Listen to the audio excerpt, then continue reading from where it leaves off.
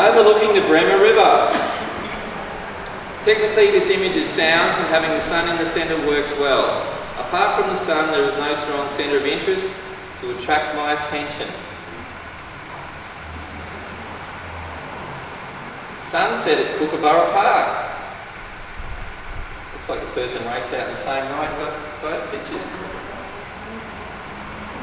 The riverscape is colourful and the riparian vegetation looks healthy. I bet it looks different now. The strong point of this image is the sky and how it seems to imitate the V shape of the land.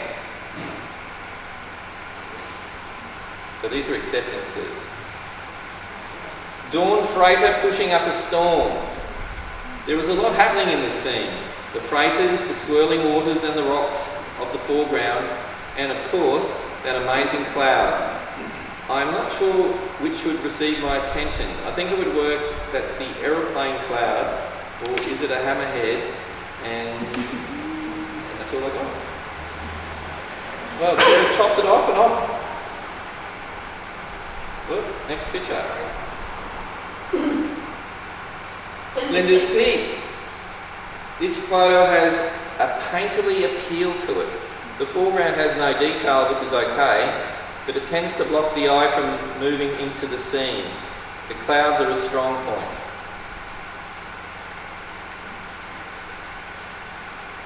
And the sky lit up. An impressive building made even more so by the light and colours in the clouds. There is a nice contrast with the old and new, so including the street scene on the left was a good move. A simple message could be that the old and strong will dominate. Now this is a merit from Ron, and before you clap, we went in to do an walk around for the street walk a few weeks ago. And this was a few nights after the earthquake in Tonga. And that was the amazing sunset we got because of all the dust in the sky, which is quite amazing when it comes that far.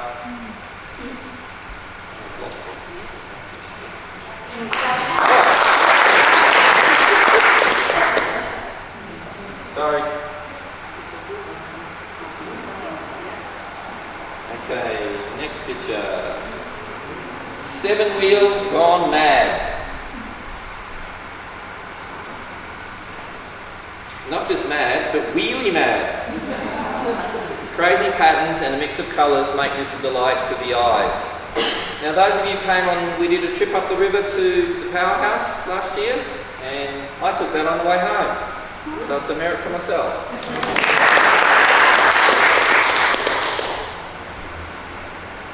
Cedar Creek Falls, a subtle image, not because of the obvious, but because of what you find when you look closely. The waterfall is fairly de rigueur for photographers, but this image is really made by the people in it. Did they jump? The casualness of the two men chatting at what looks like a risky spot to stand is undone by the man whose head we see in the water below. Very nice. And that's a merit for Garth Ryan.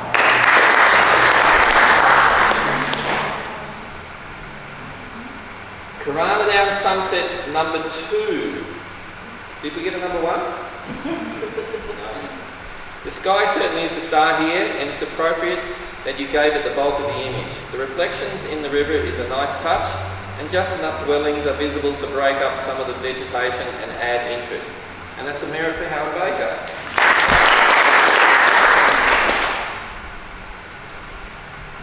Maui's Haleakala volcano. Did I get that right?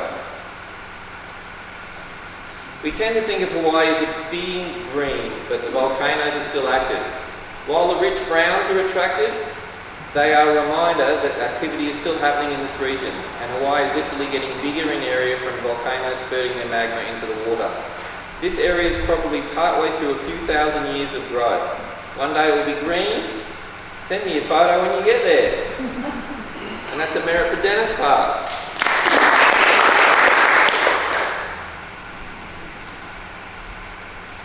Wilpena Pound. This aerial photo gives us a great view of the entire pound and allows its details to be revealed. Gullies formed by water erosion and scree slopes are evident as they are in the tiers of rock laid down over millennia and compressed by their own weight. There is a few marks physically sitting on the print. They should be easy to remove. Oh, look out, the trick wasn't here. And that's a Merritt Regon Hill.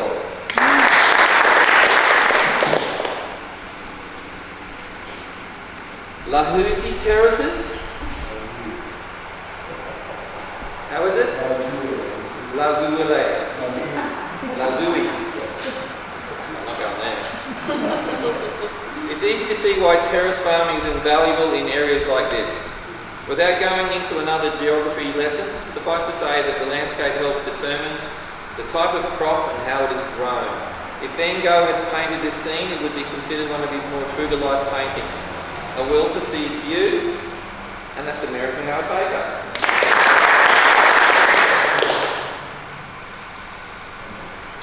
In the pink. Pretty in pink, this photo was well balanced with pink tones at the top and bottom sections. The detail in the centre third is good, but it is the inclusion of two elements to take this image to the next level. The red roofed house and the photographer, who looks like one of our TPS members.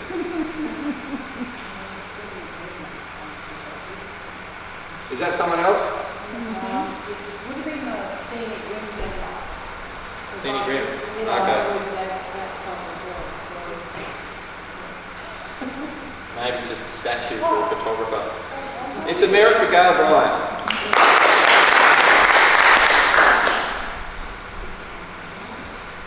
Skyfall. Wow. This first looked like one of Tina's fluffy dog photos. We often see photos of clouds, but seldom do we see them giving up their first spirit, as this one is doing. The dramatic light adds meaning to the story. That's a merit for Dennis Clark.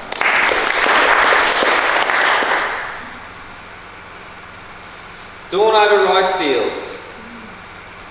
This up-close and detailed view of the paddy field is almost monochromatic. It shows the complexity of their construction.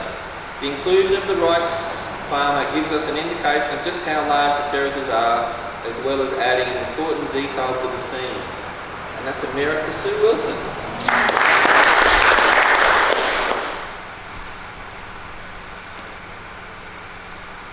Is it really called Print Rising Fog 1103? This image is well deserving of its score. Its simplicity is breathtaking, and in a world that is becoming increasingly complicated in everyday basic living, it is a bit of an antidote. Scenes like this should hang on everyone's wall just to remind us of things we don't see often enough, or in some cases, appreciated often enough. And it's an honour for Rochelle James.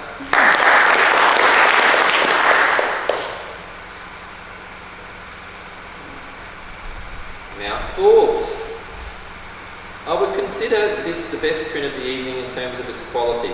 The print is approaching fine art, and the paper chosen has done a great justice to the landscape. This judge wasn't going to peel off the backing to see what paper was used. Lol, he said. The metallic paper used in some of the other prints has to be appreciated too. The landscape is just beautiful. The dark track through the long grasses added blessing to the landscape, bringing a symbolic place for viewers to journey into the picture. And that's an honour for Jason Clark. And what paper did you use? Since we can't see it. Fine art canvas. Yeah, fine art, the cotton stuff, cotton rail. Oh, okay. Well done. And here's another one. Print Ducks at Dawn 1103. Though similar to another image this evening, there are enough differences between the two to justify a high score. The image is imbued with meaningful symbols also. The dead tree low on the ground, the three ducks, the fold. You can read much into an image like this, so have a go. Two of the three ducks do seem to be crowding each other. It might have been better if you could have had some air between them, but then again, you might not have got your shot you wanted. And that's an honour for Rochelle James.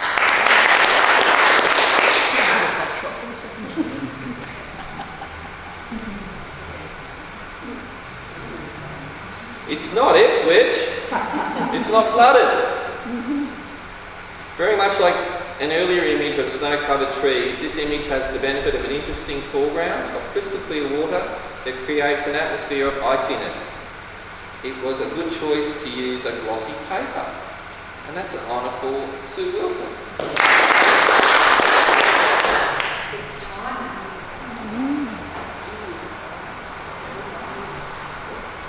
Dead or alive? Your furry little friend has taken this from a merit to an honour.